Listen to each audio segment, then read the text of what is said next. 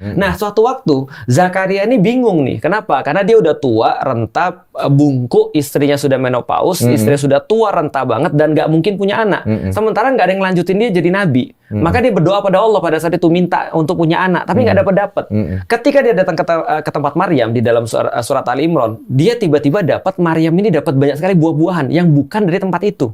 Ya mungkin kalau sekarang duren gitu kali ya. Iya. Duren. Ini perkiraan gambarannya atau pisang dan segala macam lah. Jadi dia dapat buah-buahan. Lalu kemudian Zakaria bilang, "Kamu dapat dari mana ini?" Maryam bilang sederhana, "Ini dari Allah."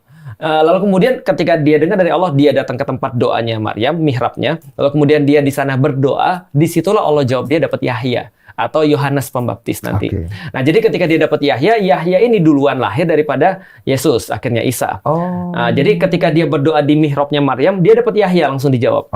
Nah, kemudian dia nanya, "Aku dapat anak, nggak mungkin." Bayangin, ini ada nabi minta-minta sendiri, tapi ragu-ragu sendiri ketika dijawab gitu kan ya. Dia masih manusia. Masih manusia. Ini membuktikan bahwa dia masih manusia. Nah, ketika itu Allah bilang, sama aku pikir cerita di dalam Alkitab, Allah bilang bahwa kamu tidak akan bisa ngomong 3 hari. Kecuali dengan isyarat.